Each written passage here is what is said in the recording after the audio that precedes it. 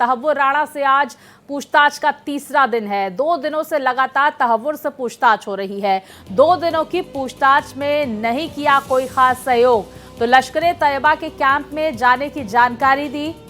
सूत्र ये जानकारी दे रहे हैं, पूछताछ में राणा ने डेविड हेडली से अपनी दोस्ती कबूल की है, तो सूत्रों के मुताबिक वॉइस सैंपल लेने की तैयारी में एनआईए है। बड़ी जानकारी सामने निकल कर आ रही है। 26/11 हमले का मास्टरमाइंड आतंकी फिलहाल जांच में ज्यादा सहयोग करता हुआ नजर नहीं आ रहा है। दूसरे दिन भी पूछताछ हुई, आज पूछताछ का तीसरा दिन है। 2 दिनों से लगातार तहव्वुर से पूछताछ हो रही है, तो कोई खास सहयोग तहव्वुर राणा की तरफ से नहीं किया गया। लश्कर-ए-तैयबा के कैंप में जाने की जानकारी हालांकि दी गई है। सूत्र ये खबर बता रहे हैं, पूछताछ में राणा ने डेविड हेडली से अपनी दोस्ती कबूल की है, तो वॉइस सैंपल लेने की तैयारी में एनआईए है। सूत्र ये जानकारी दे रहे हैं। आज क्या कुछ सवाल एनआईए की टीम की तरफ से पूछे जाते हैं तहव्वुर राणा से, ये भी देखना महत्वपूर्ण होगा, क्योंकि देखिए 18 दिनों की कस्टडी मिली है, आज कस्टडी का तीसरा दिन है। ऐसे में कई राज खुलते हुए नजर आ सकते हैं। हालांकि शुरुआती जांच में तहव्वुर राणा ज्यादा सहयोग करता हुआ नजर नहीं आ रहा। और विस्तार से जानकारी के साथ मेरे सहयोगी आदित्य हमारे साथ जुड़ गए हैं। आदित्य, आपसे समझने की कोशिश करूंगी, 2 दिनों के सवाल जवाब में क्या कुछ सवाल एनआईए की तरफ से पूछे गए हैं, और जानकारी ये सामने निकल कर आ रही है कि अब वॉइस सैंपल और राइटिंग सैंपल लेने की तैयारी में एनआईए है। दूसरी तरफ एक जो गवाह है, जिसे गवाह बी नाम से इंट्रोड्यूस कराया जा रहा है, क्या लगता है आज तहव्वुर राणा से उस गवाह का सामना हो सकता है? देखिए स्वाति, एनआईए अपनी पूरी तैयारी में है और इसको भारत लाने से पहले एनआईए ने पूरी तरह से होमवर्क कर लिया था। पूछताछ में एक दुबई मैन का नाम सामने आया हुआ है, ये कोडिंग में नाम सामने आया हुआ है, तो इससे ये माना जा रहा है कि ये दुबई मैन जिसका नाम राणा ले रहा है, ये पाकिस्तान से दुबई के बीच में आतंकियों को जो जोड़ने वाली कड़ी है, ये वही शख्स हो सकता है। इसके अलावा जो एनआईए की जो पड़ताल है वो सीधी सीधी इस दिशा की तरफ है, चूँकि तहव्वुर राणा ने डेविड कोल्डमैन हेडली को पूरी मदद की थी भारत में रहने के लिए, किराए की जगह उपलब्ध कराने से लेकर के उसको यहाँ पर ऑफिस खोलने का काम मुंबई में जो उसने किया हुआ था, वो राणा की मदद से ही हेडली ने किया हुआ था। तो एनआईए की जो कोशिश है वो सबसे पहले ये जानने की है कि यहाँ पर जो स्लीपर सेल है, जो आतंकियों की मदद करते हैं, राष्ट्र विरोधियों की मदद करते हैं, वो कौन है, वो कड़ी क्या है, किन लोगों ने हेडली की मदद की। आखिरकार ताज होटल के किचन तक पहुंचाने का काम हेडली का राणा ने किस तरह से मदद करा के किया, उन लोगों को पड़ताल की जा रही, उन लोगों की पहचान की जाएगी। इसमें मुंबई अटैक में जो बॉलीवुड कनेक्शन आया था, उस पर भी एनआईए पूरी तरह से फोकस कर रही है। कुल मिलाकर के एनआईए की तहव्वुर राणा से पूछताछ में एनआईए उन सब कड़ियों को जोड़ेगी जो अभी तक पूरी तरह से सामने नहीं आ पाई हैं। जब इससे पूछताछ होगी तो उसमें पाकिस्तान से जुड़े हुए जो मामले हैं, जो पाकिस्तान से डोजनियर जो भारत ने सौंपे हुए हैं अंतर्राष्ट्रीय स्तर पर संयुक्त राष्ट्र में पाकिस्तान को बेनकाब करने के लिए, उन सब में तहव्वुर राणा अब मोहर लगाने का काम करेगा।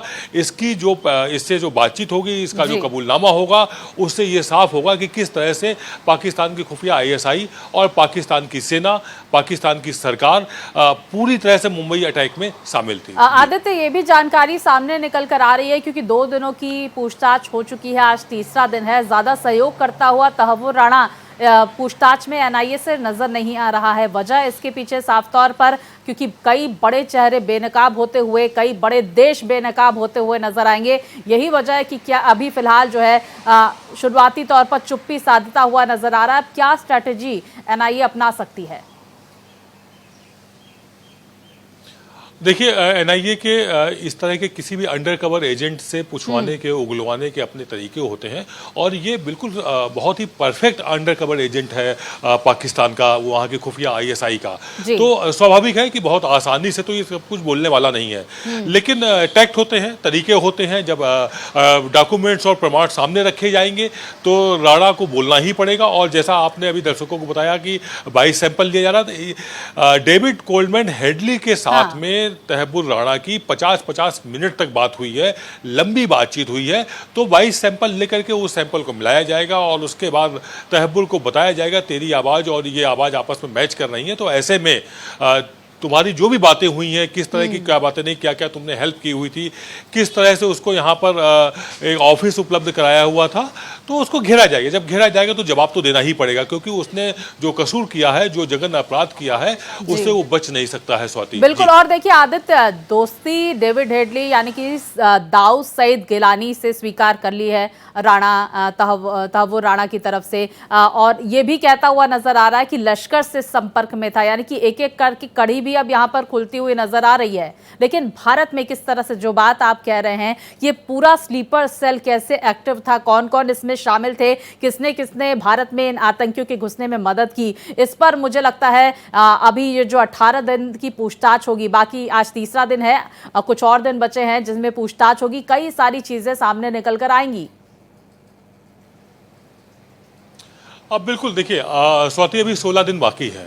2 दिन में अगर कुछ इनपुट मिला हुआ है तो उस इनपुट के आधार पर एनआईए जल्दी से और पड़ताल करेगी। और जिस तरह से इसने दुबई मैन का जिक्र किया हुआ है और इसने जो भी हेडली की हेल्प की हुई थी, वो सारे तार खोले जाएंगे ताकि देश के गद्दारों की पहचान हो सके। और जिसका आपने जिक्र किया, कई बड़े नाम आ सकते हैं। तो जैसा मैंने बताया कि बॉलीवुड कनेक्शन, जो मुंबई अटैक में बॉलीवुड कनेक्शन रहा है, कि किस तरह से समुद्र के किस रास्ते में उतरना है, कहाँ पर पहुंचना है, कहां पर समंदर शांत होता है, कैसे 4 दिन जो तांडव किया हुआ था पूरा इन आतंकियों ने मुंबई में, उस सब में मदद करने वाले जो मददगार थे उनका खुलासा होगा। और इसके अलावा जो इनपुट्स एफबीआई को मिले हुए थे, एफबीआई यानी कि अमेरिकी खुफिया एजेंसी, उसके मुताबिक ये था कि मुंबई अटैक के बाद ये लोग शांत बैठने वाले नहीं थे।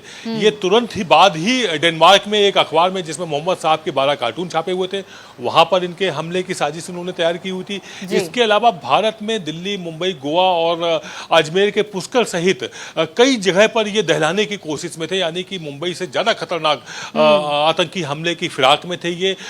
इंडियन आर्मी जो कॉलेज है दिल्ली में, उसमें ये हमला करने की फिराक में थे। इनकी मंशा थी कि इतने आर्मी के अफसर खासतौर से टारगेट ये लोग किए हुए थे कि किस तरह से दिल्ली का जो आर्मी स्कूल है, जहां पर आर्मी के सीनियर ऑफिसर्स आके समय समय पर ट्रेनिंग लेते रहते हैं, उन्हें कुछ नया सिखाया जाता है, तो उसको ये टारगेट किए हुए थे। अगला टारगेट इनका बड़ा खतरनाक था, इनके मंसूबे बेहद खतरनाक थे। तो जो एफबीआई की जो रिपोर्ट आई है, उसमें जो हेडली ने कबूलनामा किया है, राणा ने जो वहां पर कबूलनामा किया है, उन सब की रिपोर्ट्स को सामने रख करके इससे बात की जा रही है। राणा से बात एनआईए लगातार पूछताछ कर रही है और स्लीपर सेल्स और जो यहाँ के देश के गद्दार हैं, उनकी शिनाख्त करने की कोशिश में एनआईए लगी हुई है। आदित्य, अब पाकिस्तान की तरफ से किस तरह की प्रतिक्रियाएं तहव्वुर के प्रत्यर्पण के बाद से सामने निकल कर आ रही है, हम ये भी समझने की कोशिश करेंगे, क्योंकि लगातार हम इस बात का जिक्र कर रहे हैं कि आतंकवाद पर अमेरिका पूरी तरह से भारत पर साथ देने की बात कर रहा है। प्रत्यर्पण की तरफ से भी यहां पर प्रतिक्रिया अमेरिका की सामने निकल कर आई।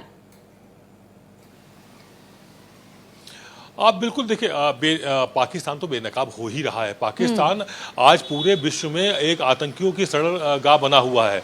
फिर चाहे वो ओसामा बिन लादेन हो या कोई भी विश्व के किसी भी देश में, किसी भी कोने में कोई आतंकी घटना होती है तो उसका कनेक्शन पाकिस्तान से जरूर जुड़ता है। अफगानिस्तान और पाकिस्तान ये दोनों एक दूसरे के पर्याय से बन गए, मतलब इनमें कोई बहुत बड़ा अंतर नहीं बचा हुआ है। वहां पर खुला तालिबानी नंगा नाच करते हैं, यहाँ पर खाली दिखावे के तौर पर एक लोकतांत्रिक सरकार है जो सेना के इशारे पर, आईएसआई के इशारे पर वर्किंग में रहती है, और वो वही वहां पर शासन में रह पाते हैं जो इनके इशारे पे काम करते हैं। तो पाकिस्तान बेनकाब हो रहा है। जैसे ही तहव्वुर राणा भारतीय एयर स्पेस में आया था, पाकिस्तान को खलबली मची और वहां के विदेश मंत्रालय ने तुरंत एक बयान दिया कि तहव्वुर राणा से कोई वास्ता नहीं है, वो कनाडाई बेस का हो चुका है और उससे कोई पत्रावली नहीं है, वो कोई फॉर्मेलिटी। कुल मिलाकर के वो अपने आप चोर के दाढ़ी में जैसे तिनका होता है, उसी अंदाज में वो खुद ब खुद सफाई देने लगे। भारत ने कोई आरोप भी नहीं लगाया था अभी, लेकिन वो सफाई देने लगे। तो इससे साफ है कि पाकिस्तान बेनकाब होगा, और पाकिस्तान कितना भी छटपटा ले, कोई भी सफाई दे, उसके जो तार जुड़े हुए हैं, जो प्रूफ एफबीआई के हाथ लगे हैं, जो हमारी रा के पास हैं, एनआईए के पास हैं, वो पूरे विश्व पटल पे सामने रखे जाएंगे और पाकिस्तान बच नहीं पाएगा। स्वाति, बिल्कुल, क्योंकि देखिए तहव्वुर राणा हो या डेविड हेडली, हर किसी के तार जो आतंकवादी हैं उसके पाकिस्तान से जुड़ते हुए लगातार नजर आते हैं, और यही वजह है कि आतंकवाद के मुद्दे पर हर कोई पाकिस्तान को ललकारता है कि आतंकवाद का किस तरह से वो पनाहगार बना हुआ है। आदित्य, हम ये भी समझने की कोशिश करेंगे एक बार फिर से, ये 2 दिनों के दौरान क्या कुछ महत्वपूर्ण सवाल तहव्वुर राणा से पूछे गए क्या कैसे गुजर रहे हैं तहव्वुर राणा के दिन रात, क्या और कितने घंटे तक ये पूछताछ हुई है 2 दिनों के दौरान एनआईए की तरफ से?